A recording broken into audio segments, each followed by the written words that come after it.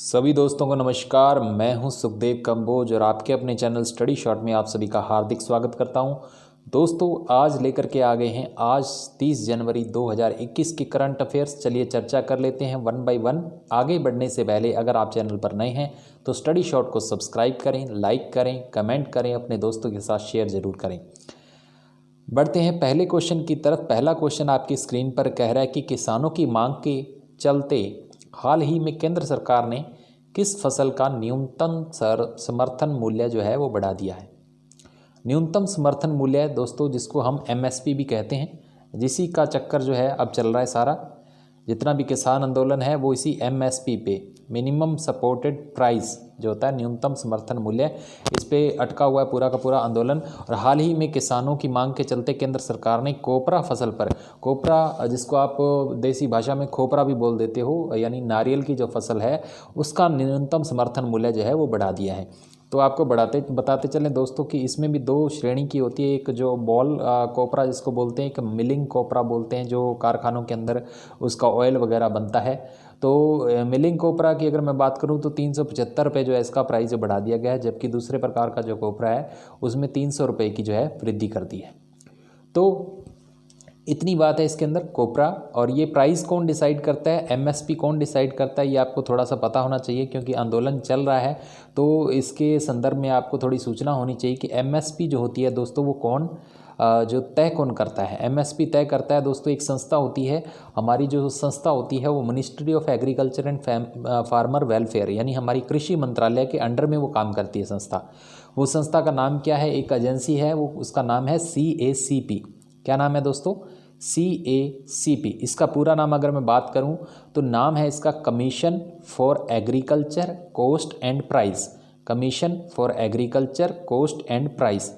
दोस्तों ये एजेंसी तय करती है किसी भी फसल का मूल्य, वो चाहे एमएसपी हो चाहे अदर तरीके का जो भी मूल्य है फसलों का, वो CACP तय करती है, जो किसके अंडर में आती है, हमारे मिनिस्ट्री ऑफ एग्रीकल्चर यानी हमारा कृषि मंत्रालय के अंतर्गत आती है। कृषि मंत्रालय अभी आपका किसके पास है, जो तोमर जी के पास है, आपको सभी को पता है। तो इतनी सी बात। और इसका इस्टेब्लिशमेंट हुआ था इसका जो 1965 के अंदर ये संस्था बनी थी, तब से ये काम कर रही है। और हाल ही में एमएसपी बढ़ा दिया है कोपरा फसल का। इसमें इतनी बातें। अब बढ़ते हैं अगले क्वेश्चन की तरफ। अगला क्वेश्चन क्या लेकर के आ रहा है उस पर हम चर्चा कर लेते हैं। हाल ही में भारतीय टेक्सटाइल मंत्रालय द्वारा जापान में कपड़े का निर्यात बढ़ाने के लिए जापान के साथ एक MOU साइन किया गया है। MOU साइन किया गया है। वर्तमान में भारत का टेक्सटाइल मंत्रालय किसके पास है? तो अच्छा क्वेश्चन है, स्मृति जुबिन ईरानी। इसमें काफ़ी सारे क्वेश्चन छुपे हुए हैं। भारतीय टेक्सटाइल मंत्रालय किसके पास है? स्मृति जुबिन ईरानी के पास है। तो ये बात आपको याद रखना है। MOU साइन किया, मेमोरेंडम ऑफ अंडरस्टैंडिंग, किसके साथ साइन किया गया है? जापान के साथ साइन किया गया कि जापान के अंदर जो हमारा भारत का निर्यात है, यहाँ पर जो कपड़ा बनेगा उसको ज़्यादा से ज़्यादा निर्यात वहाँ पे जापान में किस प्रकार से किया जाए, इस पर मेमोरेंडम ऑफ अंडरस्टैंडिंग के साइन किया गया है। तो इसमें स्मृति जुबिन ईरानी ने भाग लिया है इसमें। और उधर उनकी बात करूं तो उनके निस्केन क्वालिटी इवैल्यूएशन सेंटर जो है उनके प्रतिनिधि ने भाग लिया है, जिसका हेडक्वार्टर टोक्यो जापान के अंदर है। तो इसमें ज़्यादा बातें नहीं हैं, बस आपको याद रखना कि टेक्सटाइल मंत्रालय कौन सा है और क्या MOU साइन हुआ है, किस देश के साथ साइन हुआ है, जापान के साथ साइन हुआ है। अब बढ़ते हैं अगले क्वेश्चन की तरफ। अगला क्वेश्चन आपकी स्क्रीन पर आ रहा है, वो क्या लेकर के आ रहा है उस पर हम विश्लेषण कर लेते हैं। अगला क्वेश्चन आपकी स्क्रीन पर कि भारतीय वायुसेना की शक्ति को बढ़ाने के लिए हाल ही में MiG-29 फाइटर जेट तथा 12 सुखोई 30 MKI जो फाइटर एयरक्राफ्ट जो है खरीदने पर मंजूरी दी गई है। किसको? भारतीय वायुसेना के लिए खरीदे जा रहे हैं, भारत सरकार ने ये मंजूरी दी है। और किस देश के साथ ये समझौता हुआ है? इसको ये रूस के साथ, क्योंकि आपको पता है ज़्यादातर हम हथियार किससे खरीदते हैं, रूस और अमेरिका से खरीदते हैं, और सबसे ज़्यादा तो रूस के साथ ही खरीदते हैं। रूस हमारा पुराना मित्र है। और अभी भारतीय वायुसेना के लिए 21 MiG-29 जो फाइटर जेट हैं वो खरीदे जाएंगे और 12 सुखोई विमान जो हैं वो खरीदे जाएंगे। इसके साथ ही जो पहले से हमारे पास एयरक्राफ्ट हैं MiG-29, उनकी संख्या है 59, उनको भी क्या किया जाएगा, अपग्रेड किया जाएगा दोस्तों। तो इसमें भी वो सहायता करेगा। और वैसे तो स्वदेशी का नारा लग रहा है, यानी स्वदेश के अंदर ही बनना चाहिए। हिंदुस्तान एरोनॉटिक लिमिटेड HAL जो हमारी है, तो उसको भी पिछले दिनों ऑर्डर मिला है और ये दोस्तों ऑर्डर कौन देता है, यानी ये प्रोक्योरमेंट कौन करता है, जो खरीदारी ये कौन करता है, CCS एक संस्था है, CCS। तो इसके बारे में आपको थोड़ा पता होना चाहिए, कैबिनेट कमेटी ऑन सिक्योरिटी, ये अप्रूवल देता है कि क्या खरीदना है क्या नहीं खरीदना, under the ministry of defence ये काम करता है। तो 83 जो हमारे 86 sorry LCA light combat aircraft जो है वो पिछले दिनों जो है HAL से खरीदे गए थे, हिंदुस्तान एरोनॉटिक लिमिटेड। तो ये सारी बातें थी इससे जुड़ी हुई। अब बढ़ते हैं अगले क्वेश्चन की तरफ। अगला क्वेश्चन स्क्रीन पर क्या आ रहा है आपके और क्या लेकर के आ रहा है आपके लिए विश्लेषण, उस पर बात करेंगे।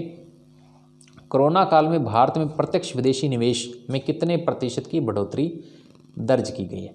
जी हाँ दोस्तों, भारत में कोरोना काल में प्रत्यक्ष विदेशी निवेश, जिसको आप बोलते हो FDI, फॉरेन डायरेक्ट इन्वेस्टमेंट, यानी विदेश से जो अपनी इंडिया के अंदर पैसा निवेश होता है अलग अलग कंपनीज़ में, उसी को हम FDI बोलते हैं। और FDI के अंदर कोरोना काल में इंडिया में 13% की बढ़ोतरी हुई है। लेकिन ये जो रिपोर्ट किसने दी है, यूनाइटेड नेशन की जो एक संस्था है, United nation conference on trade and development, UNCTAD, आप इसको ध्यान रखें, काफ़ी इम्पोर्टेंट है, UNCTAD। तो इसका पूरा नाम मैं आपको दोबारा फिर से बता देता हूँ, UNCTAD। तो ये आपको जगह जगह देखने को मिल जाएगा ये नाम, United nation conference on trade and development. ये संयुक्त राष्ट्र की वो संस्था है, उसके अंडर में आने वाली, जो इंटरनेशनल लेवल पर क्या करती है, ट्रेड को कैसे, यानी उद्योगों को कैसे बढ़ाया जाए, व्यापार को कैसे बढ़ाया जाए, उस पर चर्चा करती रहती है और नई नई जो है स्कीमें लेकर के आती रहती है। इसी ने हाल ही में क्या किया है, अपनी रिपोर्ट जो है जारी की है 2020 के लिए। 2020 जो है कोरोना काल था पूरा का पूरा, इसमें पूरे ऑल ओवर वर्ल्ड के अंदर जो 42% की जो है गिरावट दर्ज की गई है। फॉरेन डायरेक्ट इन्वेस्टमेंट के अंदर लगभग सभी कंट्रीज़ के अंदर क्या 42% तो नीचे गया है, लेकिन भारत में 13% जो है ऊपर गया है। तो ये 13% ज़्यादातर इसका जो हिस्सा है वो डिजिटल वर्ल्ड में, हमारा डिजिटल सेक्टर है उसके अंदर जो है निवेश किया गया है, विदेशी निवेश जिसको बोलते हैं। तो ये अपने आप में अच्छी बात है। अब बढ़ते हैं अगले क्वेश्चन की तरफ। अगला क्वेश्चन आपकी स्क्रीन पर आपके लिए क्या लेकर के आ रहा है, उस पर विश्लेषण कर लेते हैं थोड़ा सा, कि हाल ही में भारत ने अंतर्राष्ट्रीय ऊर्जा एजेंसी, इंटरनेशनल एनर्जी एजेंसी जिसको बोलते हैं, उसकी रणनीतिक साझेदारी की है। इस एजेंसी का मुख्यालय कहाँ पे है? इस एजेंसी का मुख्यालय है दोस्तों पेरिस के अंदर। इसमें कोई लंबी चौड़ी चर्चा नहीं है, पेरिस फ्रांस के अंदर है। तो फ्रांस की राजधानी पेरिस, और वहाँ पे इसका मुख्यालय है इंटरनेशनल एनर्जी एजेंसी, जिसका जो फाउंडेशन जो रखी गई थी 1974 के अंदर ये संस्था बनी थी दोस्तों। इसका जो उद्देश्य है वो ऑल ओवर वर्ल्ड के अंदर ग्रीन एंड क्लीन एनर्जी को बढ़ावा देना है। और भारत फिलहाल इसका क्या है, टेम्परेरी मेंबर है, लेकिन आने वाले टाइम में ये फुल टाइम मेंबर बनने वाला है। International energy agency, Paris France के साथ ये साझेदारी की है। अब बढ़ते हैं अगले क्वेश्चन की तरफ। अगला क्वेश्चन आ रहा है आपकी स्क्रीन पर, देखते हैं कि क्या आपके लिए लेकर के आ रहा है, कि हाल ही में जर्मन वॉच द्वारा जारी ग्लोबल क्लाइमेट रिस्क इंडेक्स में भारत की कौन सी रैंक है। तो दोस्तों भारत की रैंक है 7वीं। अब ये ग्लोबल क्लाइमेट रिस्क इंडेक्स है क्या, इसके बारे में थोड़ी चर्चा कर लेते हैं दोस्तों। ये एक ऐसा इंडेक्स है, जैसे कि काफ़ी सारे इंडेक्स एक तरह की रिपोर्ट ही होती है, तो ये भी एक तरह की रिपोर्ट है जो हर साल जारी की जाती है।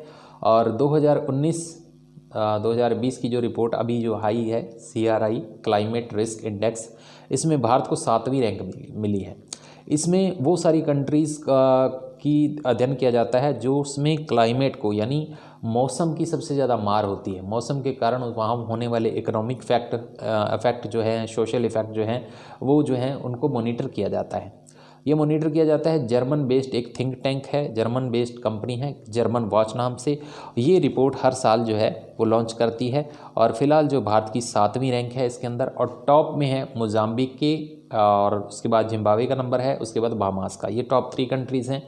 और 2000 से 2019 तक की वेदर रिपोर्ट के अंदर 20 साल का जो पीरियड है उसके अंदर सबसे ज़्यादा जो है रिको, म्यांमार और हयाती, ये टॉप 3 देश है। तो कहने का मतलब फ़िलहाल जो है आपको इतना याद रखना है, ग्लोबल क्लाइमेट रिस्क इंडेक्स की रिपोर्ट, हाली ताज़ा रिपोर्ट के अनुसार भारत की रैंक जो है वो 7वीं है। इतनी सी बात है। जर्मन वॉच संस्था जो है ये रिपोर्ट लॉन्च करती है। जर्मनी के अंदर इसका हेडक्वार्टर है, बॉन नामक स्थान पे। अब बढ़ते हैं अगले क्वेश्चन की तरफ। अगला क्वेश्चन आपकी स्क्रीन पर आपके लिए क्या लेकर के आ रहा है, उस पर हम चर्चा कर लेते हैं। हाल ही में फ्रेंच नॉवल ली मैरेज डी प्लेसर का तमिल भाषा में अनुवाद करने के लिए किसे रोमन रोलैंड बुक पुरस्कार दिया गया है। तो ये पुरस्कार दोस्तों दिया गया है, इस पर हम चर्चा कर लेते हैं। ये पुरस्कार दिया गया है डॉक्टर वेंकटा सुप्रिया न्यागर को। तो इनको तो ये क्या किया गया है, पुरस्कार दिया गया। अब ये पुरस्कार होता क्या है, रोमन रोलैंड बुक प्राइज़। ये दोस्तों एक तरह की फ्रेंच संस्था है जो 2017 के अंदर ये पुरस्कार शुरू हुआ था। इसका एम क्या है, कोई भी फ्रेंच पुस्तक होगी, फ्रेंच नोवेल होगा या कोई भी फ्रेंच जो पुस्तक होगी, उसका किसी भी इंडियन लैंग्वेज के अंदर अगर कोई ट्रांसलेशन कर देता है और वो बेटर ट्रांसलेशन होता है, एक उच्च दर्जे का ट्रांसलेशन किया जाता है किसी भी इंडियन लैंग्वेज के अंदर, तो उसको ये चुना जाता है रोमन रोलैंड बुक प्राइज़ के लिए। तो फिलहाल इस ली मैरेज डी प्लेसर नामक नॉवल जो था, फ्रेंच नॉवल, उसका तमिल अनुवाद किया है डॉक्टर वेंकटा सुप्रिया न्यागर ने। तो इसके लिए इनको 2021 का जो है पुरस्कार दिया गया है। तो इतनी बात है इसके अंदर दोस्तों। तो ये आपको याद रखना है कि ये हर वर्ष दिया जाता है और किसी भी फ्रेंच पुस्तक का ट्रांसलेशन के लिए दिया जाता है किसी भी इंडियन लैंग्वेज के अंदर। अब बढ़ते हैं अगले क्वेश्चन की तरफ। अगला क्वेश्चन आपकी स्क्रीन पर क्या कह रहा है आपसे कि हाल ही में इंटरनेशनल क्रिकेट काउंसिल, जिसको आप अंतर्राष्ट्रीय क्रिकेट संघ भी बोल देते हैं, द्वारा किस नए अवार्ड की शुरुआत की गई है। तो ICC player of the month, ICC player of the month नामक से ये काफ़ी इंपॉर्टेंट क्वेश्चन आपके लिए बन सकता है। ICC player of the month नाम से जो है एक नया अवार्ड जो है शुरू किया गया है। अब क्या करेगा आईसीसी, क्या करेगा अंतर्राष्ट्रीय जो क्रिकेट संघ है वो क्या करेगा, हर महीने ही प्लेयर ऑफ द मंथ जो है चुना जाएगा। ये दोनों के लिए है, मेल और फीमेल क्रिकेटर दोनों के लिए प्लेयर ऑफ द मंथ चुना जाएगा इंटरनेशनल लेवल पे, और सभी क्रिकेट के फॉर्मेट्स पे, ऑल क्रिकेट फॉर्मेट के अंदर ये चुना जाएगा, यानी हर महीने रैंकिंग जारी की जाएगी। तो इससे क्या होगा, इसका उद्देश्य क्या है, जो प्रतिस्पर्धा बढ़ाना, कंपटीशन बढ़ाना, अपने प्लेयर्स के अंदर बेस्ट टू बेस्ट देना। तो इसके लिए काफ़ी बेस्ट क्रिकेटर्स हमको मिलेंगे आने वाले दिनों में। तो इस अवार्ड को, इसको रिकॉग्नाइज़ करना कि कौन अच्छा खेल रहा है, तो सभी क्रिकेट फॉर्मेट के अंदर ये शुरू किया गया है और महिलाओं और पुरुषों दोनों के लिए शुरू किया गया है। इंटरनेशनल क्रिकेट काउंसिल, जिसका हेडक्वार्टर है आपका दुबई के अंदर। तो ये आपको याद रखना है कि आईसीसी का जो हेडक्वार्टर है वो दुबई के अंदर है। दुबई जो यूएई की राजधानी है, यूनाइटेड अरब अमीरात। तो दुबई वहाँ पे हमारा हेडक्वार्टर है इसका। सीईओ फिलहाल जो आईसीसी के सीईओ हैं मनु सवाने हैं, ये भी आपको याद रखना है। तो आईसीसी ने कौन सा अवार्ड शुरुआत की है, ICC player of the month, ये आपको बात याद रखनी है। अब बढ़ते हैं अगले क्वेश्चन की तरफ। अगला क्वेश्चन आपकी स्क्रीन पर आपके लिए क्या लेकर के आ रहा है कि हाल ही में एस्टोनिया की पहली महिला प्रधानमंत्री बनने का गौरव किसे प्राप्त हुआ है। तो एस्टोनिया में पहली बार महिला प्रधानमंत्री बनाई गई है। एस्टोनिया दोस्तों, जिसका पूरा ऑफिशियली इसको रिपब्लिक ऑफ एस्टोनिया बोलते हैं, एक यूरोपियन कंट्री है और वहाँ की करेंसी जो है वो भी यूरो है। टालिन वहाँ की कैपिटल है और काजा कालास ये महिला है जिनको पहली बार वहाँ पे क्या है, मुख्य प्रधानमंत्री बनने का गौरव प्राप्त हुआ है। तो दोस्तों ये जो चीज़ें पहली बार होती हैं तो ये आपको याद रखनी है, क्योंकि ये काफ़ी इम्पोर्टेंट होती हैं। तो करंट अफेयर्स के लिहाज से काफ़ी अच्छा क्वेश्चन है। काजा कालास, अगर हाल ही में आप एग्ज़ाम दे रहे हो तो पक्का क्वेश्चन ये आने वाला है आपके एग्ज़ाम के अंदर। अब बढ़ते हैं अगले क्वेश्चन की तरफ। अगला क्वेश्चन आपकी स्क्रीन पर क्या लेकर के आ रहा है आपके लिए, उस पर हम चर्चा कर लेते हैं कि Shri Shakti institute of engineering and technology के 12 कॉलेज स्टूडेंट्स ने हाल ही में इसरो की मदद से एक नैनो सैटेलाइट विकसित किया है, जिसे जल्द ही इसरो द्वारा लॉन्च किया जाएगा। इस सैटेलाइट का नाम पूछा गया है। सैटेलाइट का नाम आपकी स्क्रीन पर श्री शक्ति सैट। तो दोस्तों एक नैनो सैटेलाइट है और ये सैटेलाइट तैयार किया गया है Shri Shakti institute of engineering and technology इस संस्थान द्वारा, और इसरो ने इसका इनपुट दिया है, इसको ट्रेन किया है इन स्टूडेंट्स को, और उन्होंने क्या किया है, ये इसरो की मदद से ये तैयार किया है नैनो सैटेलाइट, जिसका वज़न जो है 460 ग्राम है मात्र। और ये छोटा सा सैटेलाइट जो है लॉन्च किया जाएगा इसरो द्वारा फरवरी 28 को 2021 में, उसके ही लॉन्च व्हीकल द्वारा, PSLV जिसको हम बोलते हैं पोलर सैटेलाइट लॉन्च व्हीकल द्वारा। तो 2.5 करोड़ की मात्र लागत आई है इस पर, और इसका फंक्शन क्या होगा, इंटरनेट से रिलेटेड थिंग्स करेगा और जो सैटेलाइट कम्युनिकेशन है यानी इंटर सैटेलाइट कम्युनिकेशन उसको देखेगा। तो आउटर शेल के अंदर जो है इसको स्थापित किया जाएगा। तो इतनी सी बात है इसके अंदर। इसरो के बारे में आपको पता ही है। तो K. Sivan जो इनके इसरो के चेयरमैन हैं, जिनका कार्यकाल पीछे बढ़ा दिया गया था, आपको पता है। हेडक्वार्टर बेंगलोर कर्नाटका के अंदर है हमारे इसरो का। तो इसरो एक नामी जामी संस्था है और इसके साथ ही इन स्पेस नाम से एक दोस्तों संस्था स्टार्ट की गई है, इन स्पेस।